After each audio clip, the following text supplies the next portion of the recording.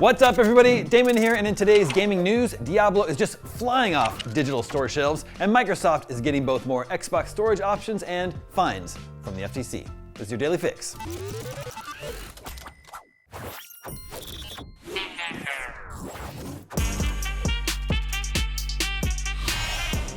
Blizzard has revealed that Diablo IV is the developer's fastest-selling game of all time. While Blizzard didn't provide any specific sales numbers, Diablo IV has been played for 93 million hours since its early access launch on June 1st. Rod Fergusson, Diablo general manager, said in a statement, "This is a moment years in the making for the Diablo IV team. We're extremely proud to offer players the richest story ever told in a Diablo game." Since the game was first announced in 2019, the support from millions of players around the world drove us toward this release of our dark vision of Sanctuary, Hail Lilith, Blessed Mother. The previous record holder for this feat within Blizzard was the World of Warcraft Shadowlands expansion, with 3.7 million units sold in its first full day on PC. However, Diablo IV was released on multiple platforms.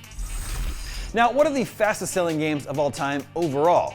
Well, GTA V is easily number one. It sold 16.5 million copies in 3 days. I doubt Diablo IV is putting up quite those numbers. After GTA V, it's Cyberpunk, which moved 13 million copies in its first week, although I wonder how many of those copies were returned. And after Cyberpunk, it's Call of Duty Modern Warfare 3 with just under 13 million.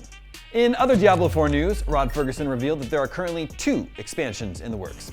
Speaking with Kinda Funny Games, Fergusson said, "As I sit here, we're about to launch the main game, we're finishing up Season 1, we're working on Season 2, we're working on Expansion 1, we're kicking off Expansion 2, we're working on that now, and we haven't even launched the game." Previously, Fergusson mentioned that Diablo IV's expansions will have narrative quest lines and will have richer context around the seasons, whereas Diablo III's was focused on adding mechanics and balancing them. These 2 expansions already put Diablo IV ahead of its predecessors in terms of post-release content.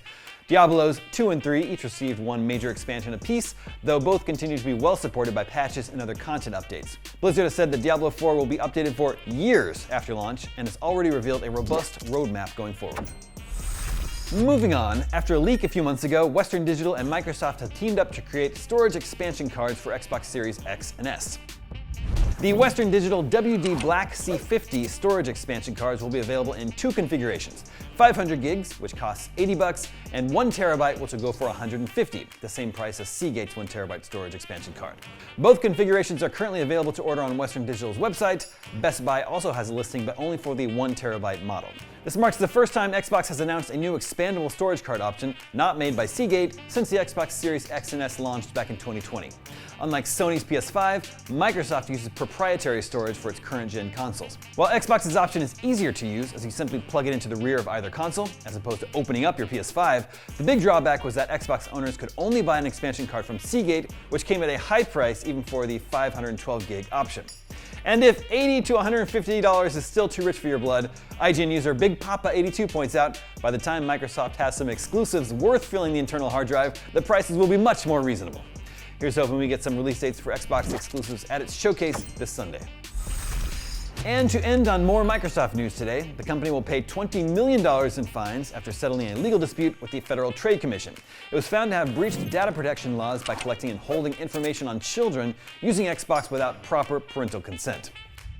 The complaint said Microsoft had breached the provisions laid out in the Children's Online Privacy Protection Act, or COPPA. The law stipulates that online service providers must notify parents of their intentions and seek consent before they can collect and use the personal data of children under the age of 13. According to the FTC, children were able to create an account to use Xbox services by entering details including their first and last names, email addresses, date of birth, and even their mobile numbers into the online form. Only once all the information had been entered were the minors asked to involve their parents, who would then go on to complete the form and create the account. However, Microsoft was found to have retained information on children between 2015 and 2020 in instances where the parent did not complete the creation process and therefore did not consent to data collection. In certain instances, this information was held for years, despite COPPA maintaining a provision that such data must be retained for no longer, quote, than is reasonably necessary to fulfill the purpose for which it was collected. The complaint also said Microsoft combined the gamer tags and avatars of children under 13 with unique persistent identifier created for all such accounts and could share this information with third-party apps or game developers. In an Xbox Wire post, Microsoft attributed the lengthy data retention to a technical glitch, while noting that it was company policy to save such information for a period of 14 days. It said the issue has since been fixed, and Microsoft assured players that the data in question was never used, shared, or monetized. The data complaint obviously isn't the only story involving Microsoft and the FTC. The multi-trillion-dollar company is currently gearing up for yet another legal tussle with the regulator over Microsoft's proposed $69 billion merger with Activision Blizzard. Preliminary hearings for that case are set to begin in August later this year. And that is your Daily Fix for Tuesday, June 6th. Now that you're caught up on the news, check out the new trailer for Pikmin 4. I'm Damon Hatfield, and for all your video game news, stay tuned to IGN.